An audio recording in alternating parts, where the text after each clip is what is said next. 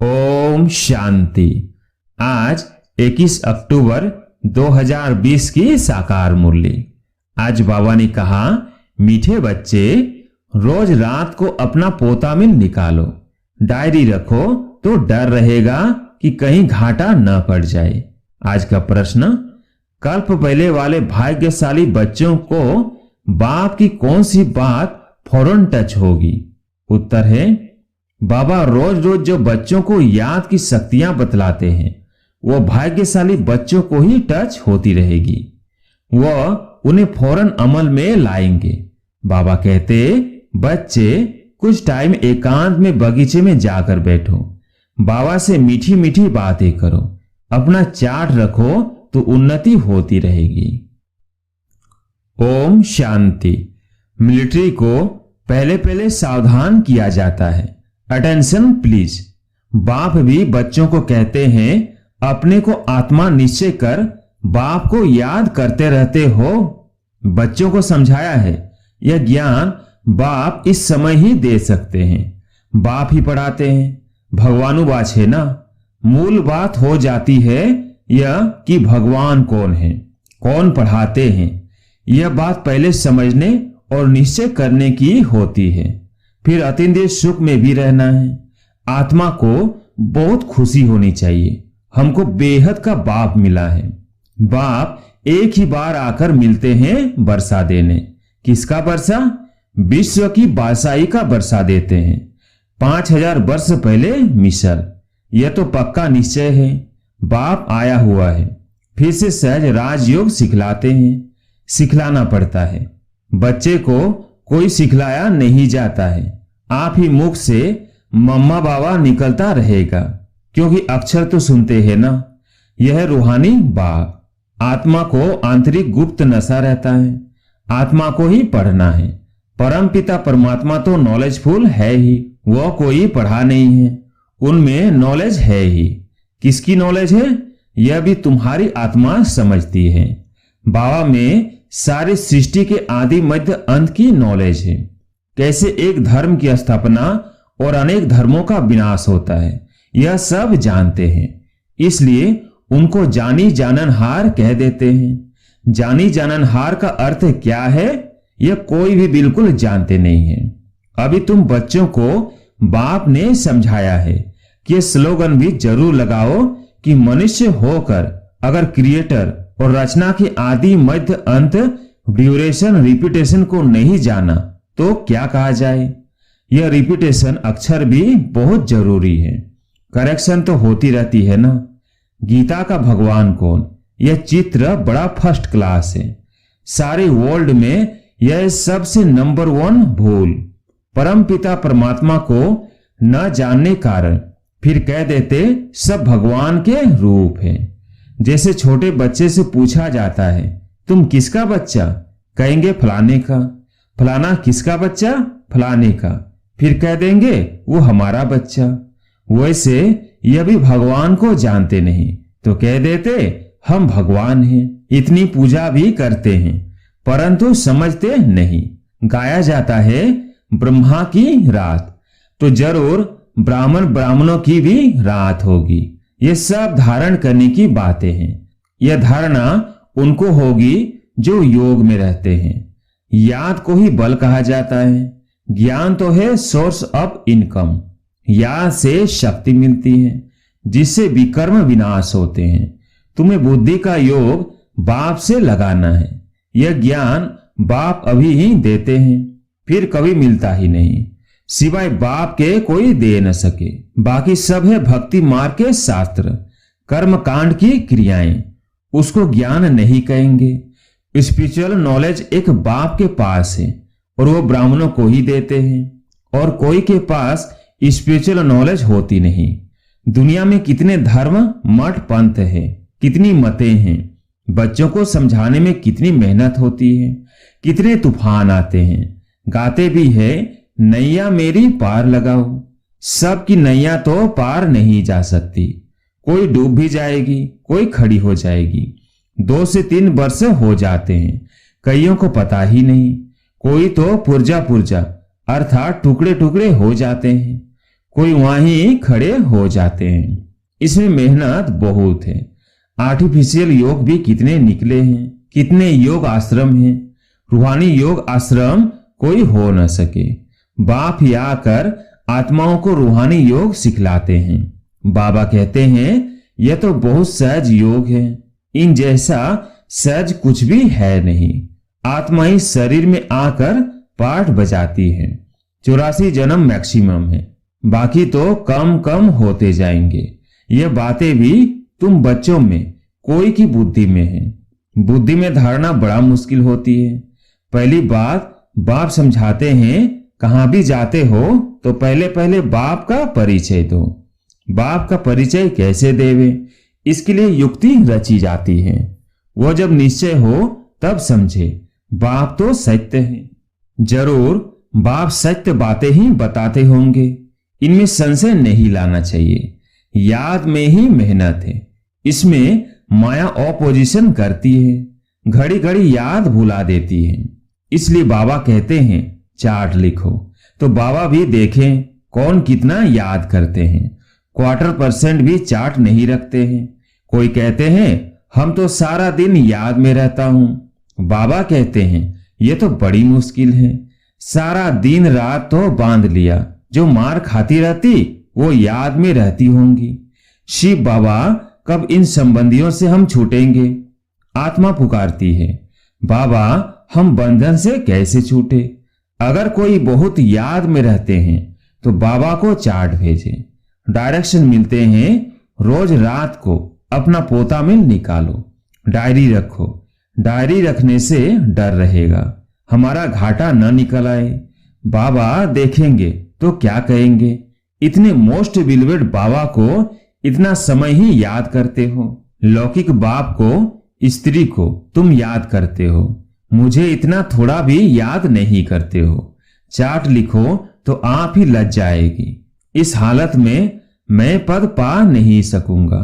इसलिए बाबा चार्ट पर जोर दे रहे हैं। बाप को और 84 के चक्रों को याद करना है, तो फिर चक्रवर्ती राजा बन जाएंगे। आप समान बनाएंगे तब तो प्रजा पर राज्य करेंगे। यह है ही राजयोग, नर से नारायण बनने का एम ऑब्जेक्ट यह है। जैसे आत्मा को देखा नहीं जाता, समझा जाता है इनमें आत्मा है, यह भी समझा जाता है। इन लक्ष्मी नारायण की जरूर राजधानी होगी। इन्होंने सबसे जास्ती मेहनत की है तब स्कॉलरशिप पाई है। जरूर इन्हों की बहुत प्रजा होगी, ऊंच से ऊंचे पद पाया है। जरूर बहुत योग लगाया है तब पास विद ऑनर हुए। यह भी कारण निकालना चाहिए, हमारा योग क्यों नहीं लगता है? धंधे आदि के झंझट में बहुत बुद्धि चली जाती है। उनसे टाइम निकाल इस तरफ जास्ती ध्यान देना चाहिए। कुछ टाइम निकाल बगीचे में एकांत में बैठना चाहिए। फीमेल तो जा न सके, उनको तो घर संभालना है। पुरुषों को सहज है। कल्प पहले वाले जो भाग्यशाली होंगे उनको ही यह टच होगा। पढ़ाई तो बहुत अच्छी है, बाकी हर एक की बुद्धि अपनी होती है। कैसे भी करके बाप से वर्षा लेना है। बाप डायरेक्शन सब देते हैं, करना तो बच्चों को ही है। बाबा डायरेक्शन देंगे जनरल, एक एक पर्सनल भी आकर कोई पूछे तो राय दे सकते हैं। तीर्थों पर, बड़े बड़े पहाड़ों पर जाते हैं तो पंडे लोग सावधान करते रहते हैं। बड़ी मुश्किलात से जाते हैं। तुम बच्चों को तो बाप बहुत सहज युक्ति बताते हैं। बाप को याद करना है, शरीर का भान खत्म करना है। बाप कहते हैं मुझे याद करो। बाप आकर नॉलेज दे चले जाते हैं। आत्मा जैसा तीखा रॉकेट और कोई हो नहीं सकता। वो लोग मून आदि तरफ जाने में कितना टाइम वेस्ट करते हैं। यह भी ड्रामा में नूंद है। यह साइंस का हुनर भी विनाश में मदद करता है। वो है साइंस और तुम्हारी है साइलेंस। अपने को आत्मा समझ बाप को याद करना, यह है डेड साइलेंस। मैं आत्मा शरीर से अलग हूं। यह शरीर पुरानी जुत्ती है। सर्प कछुए की मिसाल भी तुम्हारे लिए है। तुम ही कीड़े जैसे मनुष्यों को भू भू कर मनुष्य देवता बनाती हो। विषय सागर से क्षीर सागर में ले जाना तुम्हारा काम है। सन्यासियों को यह यज्ञ तप आदि कुछ भी करना नहीं है। भक्ति और ज्ञान है ही गृहस्थियों के लिए। उनको तो सतयुग में आना ही नहीं है। वो क्या जाने इन बातों से। यह भी ड्रामा में नोंद है इस निवृत्ति मार्ग वालों की, जिन्होंने पूरे 84 जन्म लिए हैं। वही ड्रामा अनुसार आते रहेंगे। इसमें भी नंबरवार निकलते रहेंगे। माया बड़ी प्रबल है, आंखें बड़ी क्रिमिनल है। ज्ञान का तीसरा नेत्र मिलने से आंखें सिविल बनती हैं, फिर आधा कल्प कभी क्रिमिनल नहीं बनेंगी। यह है बड़ी धोखेबाज। तुम जितना बाप को याद करेंगे उतना कर्मेंद्रियां शीतल होगी। फिर 21 जन्म कर्मेंद्रियों के चंचलता में आना नहीं है। वहां कर्मेंद्रियों में चंचलता होती नहीं। सब कर्मेंद्रियां शांत शतोगुणी रहती है। देह अभिमान के बाद ही सब शैतानी आती है। बाप तुमको देही अभिमानी बनाते हैं। आधा कल्प के लिए तुमको वर्षा मिल जाता है। जितनी जो मेहनत करते हैं उतना ऊंच पद पाएंगे। मेहनत करनी है देही अभिमानी बनने की, फिर कर्मेंद्रियां धोखा नहीं देगी। अंत तक युद्ध चलती रहेगी। जब कर्मातीत अवस्था को पाएंगे तब वह लड़ाई भी शुरू होगी। दिन प्रतिदिन आवाज होता जाएगा। मौत से डरेंगे। बाप कहते हैं यह ज्ञान सब के लिए है। सिर्फ बाप का परिचय देना है। हम आत्माएं सब भाई भाई हैं। सब एक बाप को याद करते हैं। गॉड फादर कहते हैं करके कोई नेचर को मानने वाले होते हैं, परंतु गॉड तो है ना। उनको याद करते हैं मुक्ति, जीवन मुक्ति के लिए। मोक्ष तो है नहीं। वर्ल्ड की हिस्ट्री ज्योग्राफी को रिपीट करना है। बुद्धि भी कहती है जब सतयुग था तो एक ही भारत था। मनुष्य तो कुछ भी नहीं जानते। इन लक्ष्मी नारायण का राज्य था ना। लाखों वर्ष की बात हो न सके। लाखों वर्ष होते तो कितनी ढेर संख्या हो जाती। बाप कहते हैं अब कलयुग पूरा हो, सतयुग की स्थापना हो रही है। वो समझते हैं कलयुग तो अर्जुन बच्चा है, इतने 1000 वर्ष की आयु है। तुम बच्चे जानते हो यह कल्प है ही 5000 वर्ष का। भारत में ही यह स्थापना हो रही है। भारत ही अब स्वर्ग बन रहा है। अभी हम श्रीमत पर यह राज्य स्थापन कर रहे हैं। अब बाप कहते हैं मामेकम याद करो। पहला पहला शब्द ही यह दो। जब तक बाप का निश्चय नहीं होगा तब तक प्रश्न पूछते रहेंगे। फिर कोई बात का उत्तर नहीं मिलेगा तो समझेंगे ये जानते कुछ भी नहीं, और कहते हैं भगवान हमको पढ़ाते हैं। इसलिए पहले पहले तो एक ही बात पर ठहर जाओ। पहले बाप का निश्चय करे कि बरोबर सभी आत्माओं का बाप एक ही है और वो है रचता, तो जरूर संगम पर ही आएंगे। बाप कहते हैं मैं युगे युगे नहीं, कल्प के संगम युग पर आता हूं।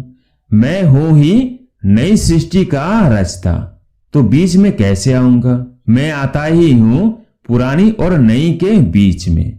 इनको पुरुषोत्तम संगम युग कहा जाता है। तुम पुरुषोत्तम भी यहां बनते हो। लक्ष्मी नारायण सबसे पुरुषोत्तम है। एम ऑब्जेक्ट कितनी सहज है। सबको बोलो यह स्थापना हो रही है। बाबा ने कहा है पुरुषोत्तम अक्षर जरूर डालो, क्योंकि यहां तुम कनिष्ठ से पुरुषोत्तम बनते हो।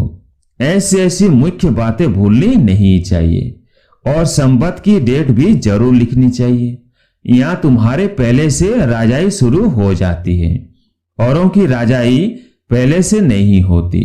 वो तो धर्म स्थापक आए तब उनके पीछे उनके धर्म की वृद्धि हो। करोड़ों बने तब राजाई चले। तुम्हारी तो शुरू से सतयुग में राजाई होंगी।